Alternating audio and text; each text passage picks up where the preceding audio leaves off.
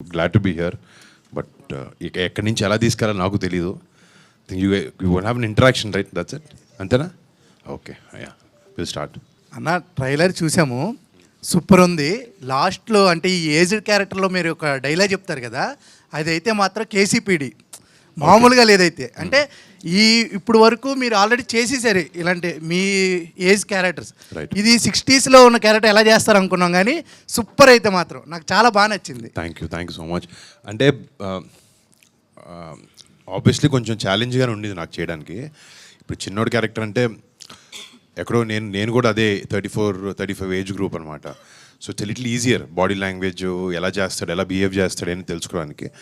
Old character వచ్చినప్పటికీ సినిమాలో చాలా అకంప్లిష్ చేసి ఎవరి సహాయం లేకుండా తనంతట తాను ఒక మట్కా కింగ్గా ఎదిగిన వాసు అనే వ్యక్తి ఒక యాటిట్యూడ్తో ఉంటాడు ఆ వ్యక్తి అనమాట. అంతే, I can canker anything and any one, ఎవడైనా నా పక్కన ఇంతే అన్నట్టు ఒక మైండ్ సెట్ తనకు ఉంటుంది. అండ్ అది కరెక్ట్గా తీసుకురావడానికి we tried a best. And సినిమాలో యాక్చువల్లీ లాస్ట్ 40 minutesలో ఆ ఓల్డ్ ఏజ్ ఫేజ్ స్టార్ట్ అవుతుంది అనమాట. I think from there movie takes a very intense turn. అంత పెద్ద ఇండియాని షేక్ చేసేసిన ఏదైతే గేమ్ ఉందో మట్కా అనే టైటిల్ పెట్టారు కదా, మీరు ఇలాంటి మట్కా లాంటి గేమ్స్ ఏమన్నా ఆడారా ఎప్పుడైనా? ఒకవేళ ఆడి చిరంజీవి గారికి కానీ నాగబాబు గారికి కానీ దొరికాం కాలేజ్లో ఒకసారి ఏదో చేసి ఏదో పని అట్లాంటిది ఒకటి. బట్ అది ఎందుకు లేవు చెప్పడం, వాళ్ళు మర్చిపోయారు, మళ్ళీ వాళ్ళకి గుర్తు చేయడం దేనికి. బట్ ఒక చిన్న ఎపిసోడ్ కానీ ఒకసారి ఏదో చెప్పకుండా ఏదో గోవాకి వెళ్ళిపోయాం ఫ్రెండ్స్తో అందరితో. అక్కడ ఎవడో చూసి చెప్పాడు, ఇంట్లో వచ్చిందా గట్టి పడ్డాయి. దీంట్లో 4 stages ఉన్నాయి. దీంట్లో మీరు ఎక్కువ కనెక్ట్ అయ్యి ఎక్కువ ఎగ్జైట్ అయ్యి చేసిన ఆ స్టేజ్ ఏదైనా క్యారెక్టర్ అంటే 4 different ఇవి ఉన్నాయి కదా, మీరు ఎక్కువగా కనెక్ట్ అయ్యి చేసింది అంటే ఒకే ఒకటి ఏంటంటే అసలు ఎక్కడ తగ్గకుండా తనకు కావాల్సిన గోల్ వైపు పక్కోడు మంచి బావులు మంచి చెడులు కూడా చూసుకోకుండా ఆలోచించుకోకుండా వెళ్ళే వ్యక్తి అనమాట ఈ వాసు అనేవాడు. అంటే తన హంగర్ నాకు నచ్చింది. అంటే నేను కూడా సినిమా ఇండస్ట్రీకి వచ్చిన ఫస్ట్ నుంచి ఇప్పుడు కూడా అంటే ఒక హిట్ అయినా ఒక సినిమా పోయినా కూడా అరే నెక్స్ట్ మళ్ళీ బెటర్గా చేయాలి అని ఒక చిన్న తాపత్రయం నా మైండ్లో నా మనసులో ఎప్పుడు ఉంటుంది. సో ఆ హంగర్ వరకే ఆ క్యారెక్టర్ని కనెక్ట్, ఆ నెవర్ గివ్ అప్ అనే ఒక కాన్సెప్ట్ వరకే. బట్ మిగతావన్నిట్లో అసలు కనెక్ట్ అవ్వకూడదు. అంటే అంత మంచోడు కాదు ఆడు. ఓల్డ్ క్యారెక్టర్ చూస్తే సేమ్ నాగబాబు గారిలో ఉన్నారన్న, సేమ్. Thank you. మా నాన్నలోనే ఉంటారు కదా మరి. First one is like what excites you to accept the story, and what is the core point of Matka? And third question is like can we expect sequel for this, like part 2? మాకు intention లేదు sequel ఏదో చేయాలని మాకైతే. But ఒక open ఎండింగ్తోనే end అవుతుంది సినిమా. And open ending పెట్టాలనుకున్న క్యారెక్టర్ ఓపెనింగ్ వరకే. మెయిన్ సినిమాలో ఏదైతే ప్లాట్స్ ఓపెన్ చేస్తామో అవన్నీ ఎండ్ చేస్తాం సినిమాతో. బట్ క్యారెక్టర్ ఒకటి we don't close the character completely towards end. So ఓపెన్గానే పెట్టాం. ఇట్స్ ఆల్వేస్ స్కోప్, బట్ మాకు ఎప్పుడు ఆ ఇంటెన్షన్ ఐడియా లేదు. So maybe mostly not.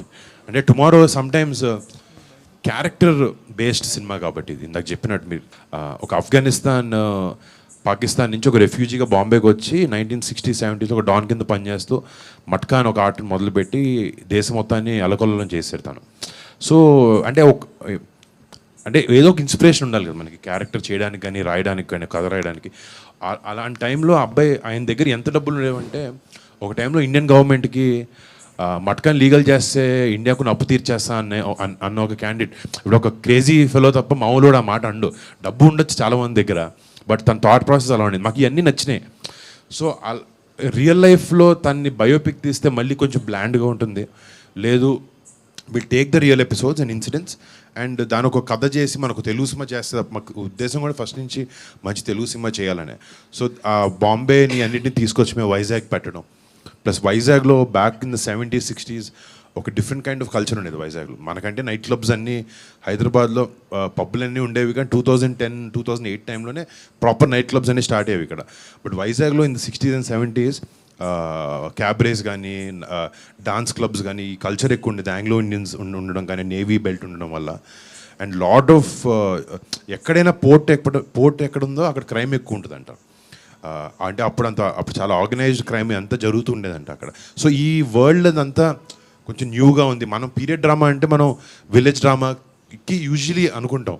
So ఎక్కడో we thought this is a very unique thing, చాలా కొత్తగా ఉంటుంది విజువల్లీ కూడా జనాలకి అనే ఉద్దేశంతో ఐ డిడ్ దిస్ ఫిల్మ్. నా పేరు కూడా వరుణ్ కొనేదలా. అవునా? నిజంగానా? అవునన్నా, నిజంగానే. From Nellore. Okay okay, thank you. పెళ్లి తర్వాత సక్సెస్ వస్తుంటారు. So do you believe that? Time బాగుంటే వస్తుంది అంతే. సార్ పెళ్ళికి దానికి సంబంధం లేదు. But I don't believe in that. But అంటే లవ్ అనేది been there my life from 8 years. So ఆ లవ్ అనేది ఎప్పటి నుంచో ఉంది. బట్ నథింగ్, మీరే చెప్పాలి. అవుట్ దాట్ నీకు పెళ్ళైందా? అవ్వలేదన్నా. How is your life? Good. Okay అన్న. 30 వచ్చినప్పుడు అర్థం అవుతుంది మనకు కొన్ని కావాలి, ఒక బ్యాలెన్స్ కావాలనిపిస్తుంది. ఎంజాయ్ చేయాలి యాజ్ కుదిరేంత వరకు. నాకు ఒక కాన్స్టెంట్ ఉంటే బాగుంటుంది. నేను షూటింగ్కి వెళ్ళి ఎక్కడెక్కడ షూట్ చేసుకుని ఇంటికి వచ్చినప్పుడు నాకు మంచి ఫ్రెండ్స్ గ్యాంగ్ ఉన్నారు మన మీలా బాయ్స్ ఒక 10 మంది 12 మంది ఫస్ట్ క్లాస్ నుంచి మేము అందరం క్లాస్మేట్స్.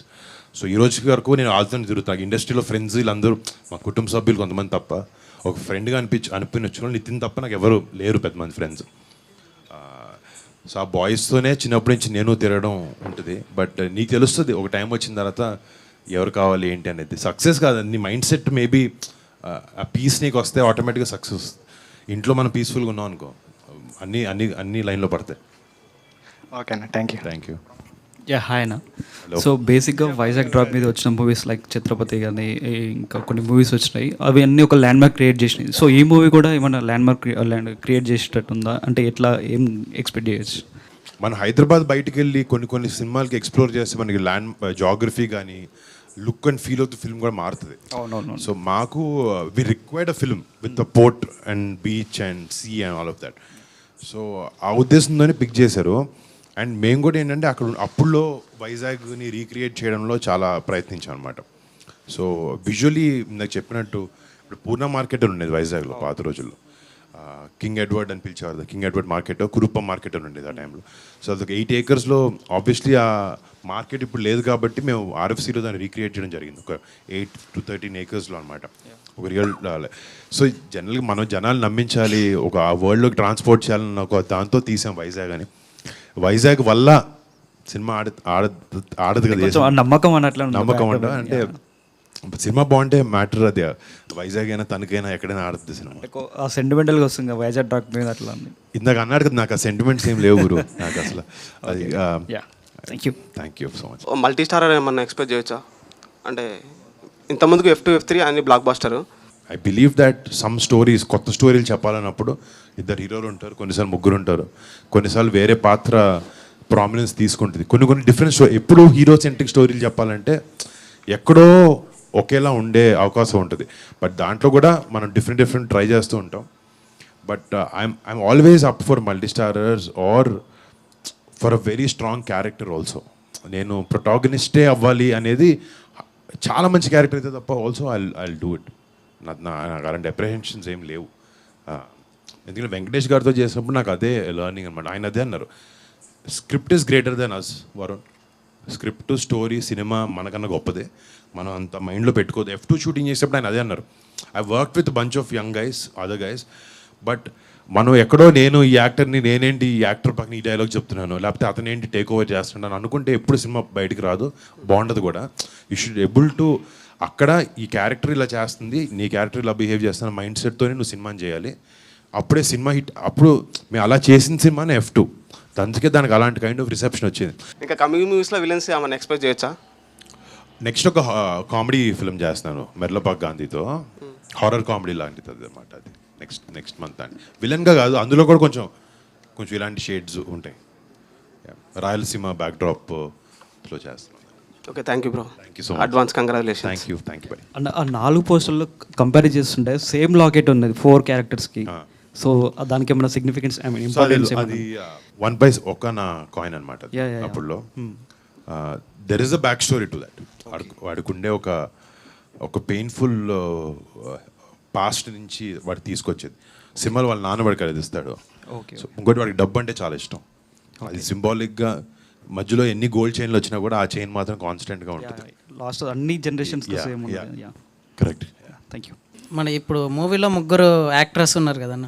ఇప్పుడు లైక్ మీనాక్షి గారు, నోరా గారు, సలోని గారు, ముగ్గురితో మీ జర్నీ ఎలా ఉంది? అంటే మీకు మూవీలో అంటే జర్నీ ఎలా ఉంది ఆ ముగ్గురితో?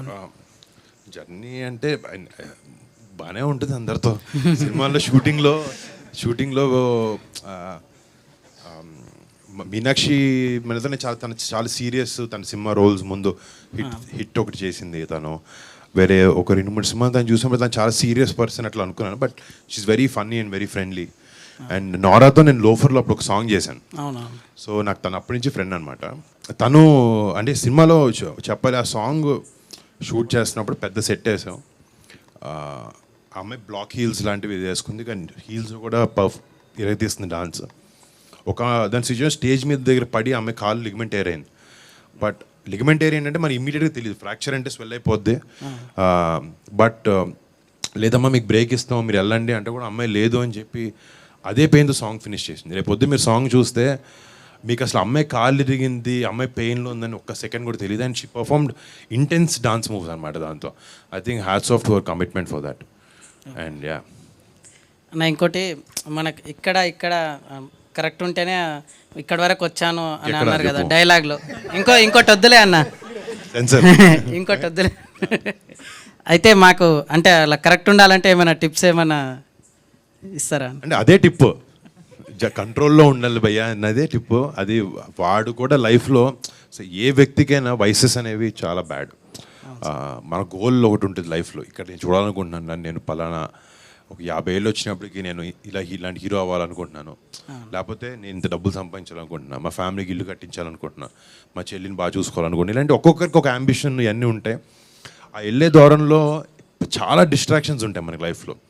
సో ఇందాక చెప్పింది ఏంటంటే మనకి మైండ్ మెంటల్గా హార్ట్ దగ్గర నుంచి లేకపోతే సెక్షువల్ డిజైర్స్ దగ్గర నుంచి మనకి కంట్రోల్ ఉంటే లైఫ్లో మనం ఎక్కడ ఏ యావిగేషన్ లేకుండా మన గోల్ వైపు మనం వెళ్తూ ఉండొచ్చు. సో అలాంటి క్యారెక్టర్ వీడు. సో నీకు చెప్పిన అది మనందరికీ కాలేజ్ టైంలో ఉన్నప్పుడు అందరం ఆ యావిగేషన్స్ ఉంటాయి. బట్ ఎంత ఎర్లీగా మనం బయటకు వచ్చేసి అది ఎంజాయ్ చేయాలి. You understand? I'm talking about like not vices, but నేను ఒక యంగ్ ఏజ్లో యూత్లో ఉన్నప్పుడు మన కాలేజ్ బంకులు కొడతాం, బయటికి వెళ్తాం, తిరుగుతాం అని ఆ టైప్ చెప్తున్నా. అలాంటివన్నీ చేయాలి, కానీ కరెక్ట్ టైం వచ్చినప్పుడు అన్ని కంట్రోల్లో పెట్టుకొని రియలైజ్ అయ్యి లైఫ్లో సీరియస్నెస్ తెచ్చుకోవాలి, ముందుకెళ్ళాలి జీవితంలో. అంటే అందరం పైకి రావాలని అనుకుంటాం కదా జీవితంలో, ఒక బెటర్ ప్లేస్లోకి వెళ్ళాలి అనేది. సో దాని గురించి ఆ కంట్రోల్ ఇదంతా కాకుండా ఈ కంట్రోల్ కూడా ఉండాలి మనకి. ఎందుకంటే మాట అనేది చాలా ఈజీ బ్రో. ఒకసారి నోట్లోంచి అనేసింది అది వెళ్ళిపోద్ది, అది ఇంక దాన్ని వెనక్కి తీసుకోవడానికి ఉండదు. సారీ చెప్పొచ్చు తర్వాత, బట్ ఒకసారి నోట్లోంచి వచ్చేసిందా మన క్యారెక్టర్ని జడ్జ్ చేస్తారు అందరూ. సో ఏదైనా మాట్లాడేటప్పుడు కూడా మనం 1-2-3 ఆలోచించి మాట్లాడాలి. I believe that personally. That's అన్న మీరు సాయి ధరమ్ తేజ్ ఏదైనా బ్రదర్స్ లాగా ఏదైనా కాంబినేషన్లో ఏమైనా మూవీ చేస్తాం బ్రో. అండ్ నాకు తేజ్తో చాలా బ్యూటిఫుల్ రిలేషన్షిప్ ఉంది. మధ్యలో మేము ఇద్దరు అనుకున్నాం కూడా, ఎవరో ఒక డైరెక్టర్ వచ్చాడు, but it was not up to the mark. So అందుకే వదిలేసాం. అంటే ఇలాంటివి మేము 2-3 సార్లు చేయలేము. కొడితే ఒకేసారి మంచి సినిమా చేయాలి, అది బాగా ఆడాలి, జనాలందరికి నచ్చాలి. But we're open to do film together. ఇప్పుడు మీనాక్షి చౌదరి గారు హీరోయిన్ కదా, how sir character going to be like, ఎలా ఉంటుంది? అంటే సినిమాలో మెజారిటీ ఆఫ్ ద క్యారెక్టర్స్ వీడి జర్నీలో వీడితో ట్యాగిన్ అయ్యి ఏ ఫేజ్ నుంచి ఏ ఫేజ్కి వెళ్తారని. మీనాక్షి అంటే ఒక వెరీ అడాలసెంట్ ఏజ్ నుంచి ఒక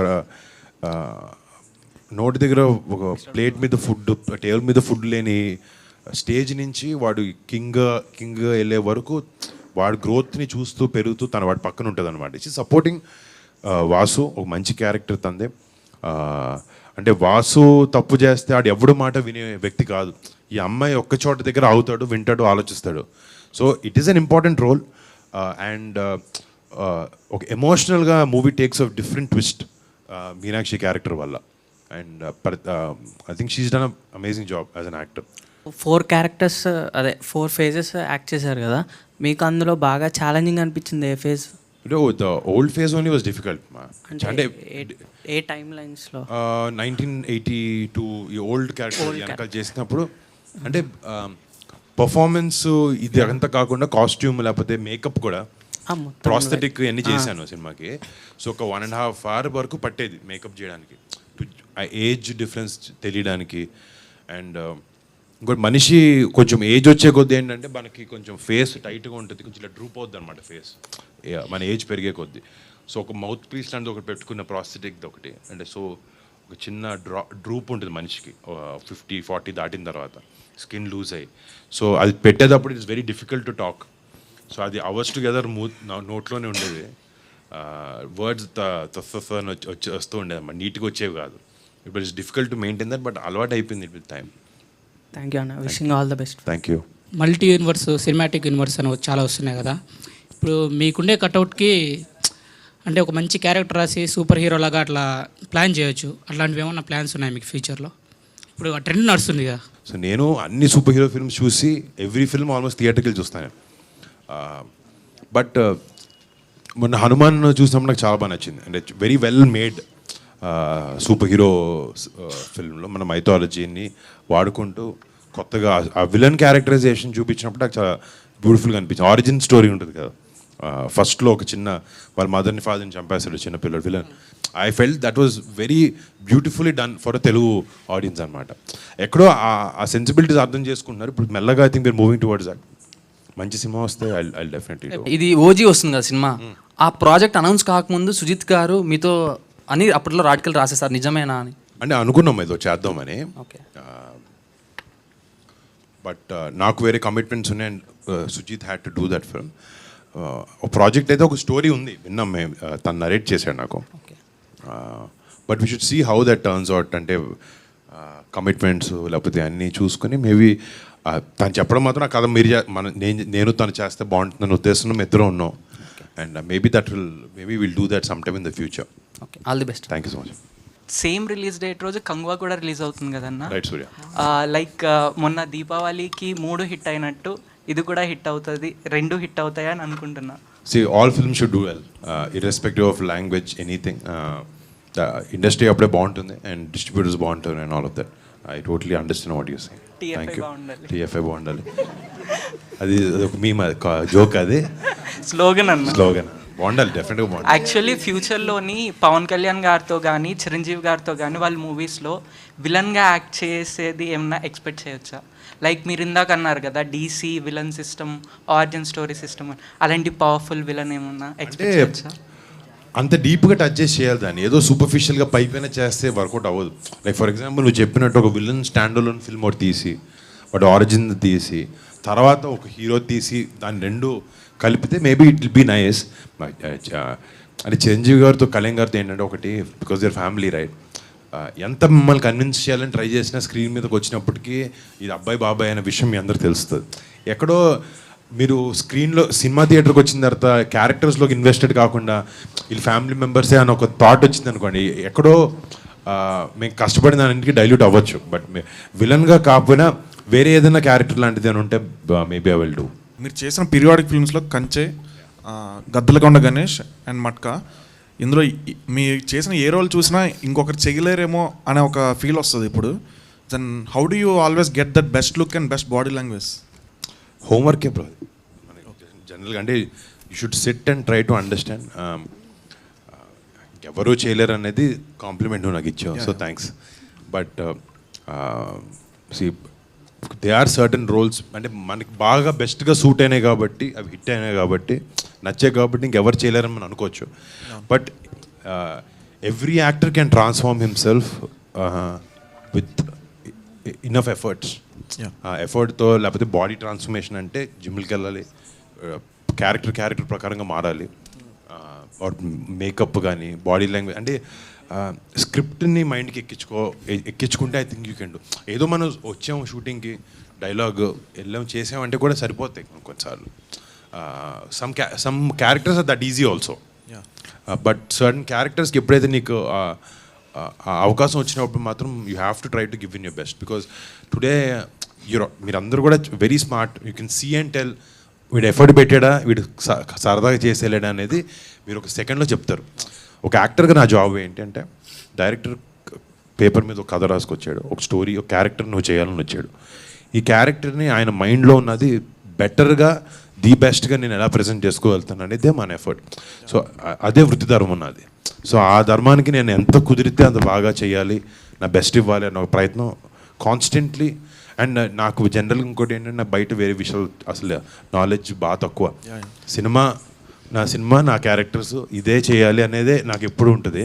maybe because I'm always thinking about it and because I'm so passionate about films, I'm trying to do and give my best for every film. అలానే మీ మూవీస్ వైజ్గా చూసుకుంటే ప్రాపర్ ఆర్డర్లో ప్రతి మూవీకి మీరు చాలా ఇంప్రూవ్ అయినట్టే అండ్ చాలా ఇన్స్పైరింగ్ అనిపిస్తుంది యాక్చువల్గా. Thank you. అండ్ సాంగ్స్ కూడా నాకు చాలా బాగా ఇష్టం అన్నమాట ఎవ్రీ మూవీకి. సో పర్సనల్లీ ఇందులో కూడా సాంగ్స్ చాలా బాగుండాలని చెప్పేసి నేను ఎక్స్పెక్ట్ చేస్తాను. Thank you. అంటే ఈ సినిమాలో పాటలు స్పెషలీ మీకు ఫ్లో ఆఫ్ ద ఫిల్మ్లో చాలా బ్యూటిఫుల్గా ఉంటాయి. అంటే they are good songs.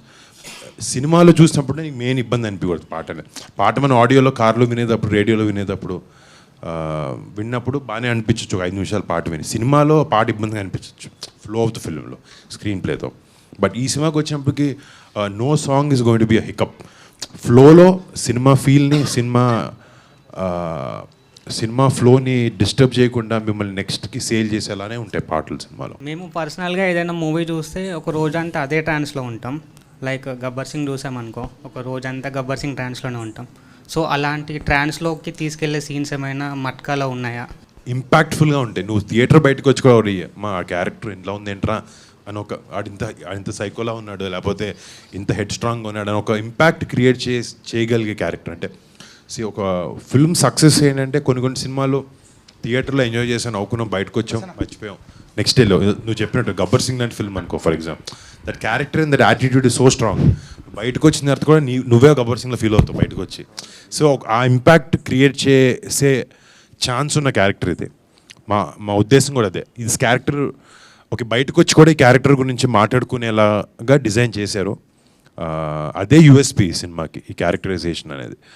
I hope రేపొద్దున నువ్వు ఆ ట్రాన్స్లో ఉండాలని కోరుకుంటున్నా సినిమా వచ్చిన తర్వాత, నేను నచ్చాలని కూడా. సో మా మీమర్స్ అందరి కోసం మట్కా నుండి ఒక పవర్ఫుల్ డైలాగ్ చెప్తే. మీలాంటి మంచోళ్ళ వల్ల టైంకి వర్షాలు పడుతున్నాయి, పంటలు పండుతున్నాయి, కానీ అలాంటి చెడ్డోళ్ళ వల్ల 10 మంది కడుపులు నిండుతున్నాయి. Nature balance. Thank you very much అన్న. లాస్ట్గా ఇప్పుడు మట్కా అనే గేమ్ ఏంటంటే ఓపెనింగ్ నెంబరు క్లోజింగ్ నెంబర్ అనేది ఉంటుంది కదా. ఓపెనింగ్ అంటే సినిమా చూడాలని చాలామంది ఫ్యాన్స్ వస్తారు కదా, వాళ్ళకి ఏం చెప్తారు అంటే ఓపెనింగ్ ఎలా మైండ్ సెట్తో రావాలి, ఎలా వస్తే మీకు ఎలా ఎక్కుద్ది అనే టైప్? అంటే ఒక ఇంటెన్స్ ఫిల్మ్ని అయితే మీరు ఎక్స్పెక్ట్ చేయొచ్చు దీంతో. మీరు కామెడీ కావాలి అంటే ఈ సినిమా కాదు. Okay, it's not a funny this thing. ఒక ఇంటెన్స్ గ్యాంగ్స్టర్ డ్రామా ఎక్స్పెక్ట్ చేసి ఒక డిఫరెంట్ రెట్రో వింటేజ్ సినిమాని మీకు ప్రజెంట్ చేయాలని ఉద్దేశంతో వచ్చాం. ఎక్స్పెక్ట్ దట్ అండ్ ఎక్స్పెక్ట్ ఏంటంటే డీటెయిల్డ్ డెప్త్ ఉన్న స్టోరీ టెల్లింగ్. ఒక సూపర్ఫిషియల్గా పైన జరిగేది ఉండదు. ఇంకోటి అంటే టుడే ఆడియన్స్ కూడా చాలా స్మార్ట్గా మారిపోయారు. ప్రతిదీ అట్టుపండు పోల్చి చెప్పాల్సిన అవసరం లేదు మీకు, ప్రతి సీన్ ప్రతిదీ. So lot of dialogues, lot of intentions from the characters are between the lines. అన్నీ అర్థమవుతాయి, జనాలను ఛాలెంజ్ చేసి జనాలు ఆలోచించే విధంగా ఉంటాయి డైలాగ్స్ అన్నీ కూడా సినిమాలో. I think it been intense nice gangster drama with good high moments in the film. Thank you అన్న. ఆల్ ది బెస్ట్ మా మెంబర్స్కి టైం ఇచ్చినందుకు. Thank you. క్వశ్చన్స్ బాగా చాలా మంది కానీ మీ అందరూ. Thank you so much. Love you meeting you all.